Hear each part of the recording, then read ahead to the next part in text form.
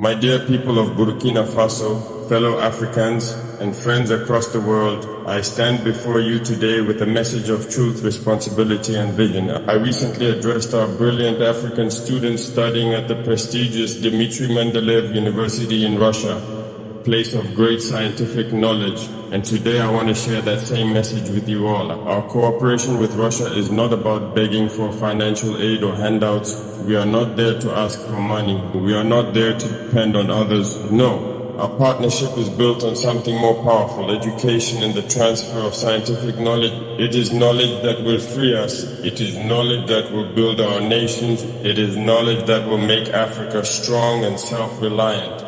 I saw young Africans studying chemistry, radiotechnology, and advanced sciences, subjects that our countries urgently need to master. Yet many of us back home studied these subjects only in theory. From high school to university, we learn to balance chemical equations, calculate thermodynamic values, and memorize scientific laws, but we do not practice them. Since my school days, I remember how students struggled with the periodic table. Some joke that Mendeleev, who created the table, did it just to confuse us. Why? Because we never saw how it applied to real life. We studied it on paper, but never in a lab. That is the problem with our education systems. We teach theory, but we don't provide the tools to practice. We don't have the laboratories, we don't have the equipment.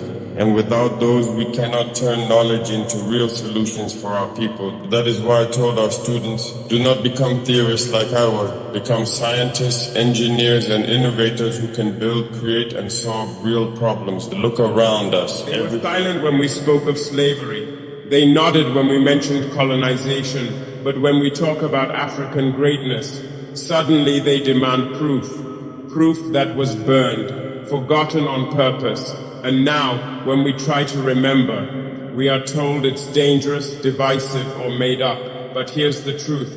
You cannot erase a people by hiding their past. You only delay their rise, because here's what they fear most. In order for them to be superior, we must remain inferior. That illusion falls apart the moment we remember. This is not about hate, it's about healing. And we heal by remembering. The revolution we need is memory.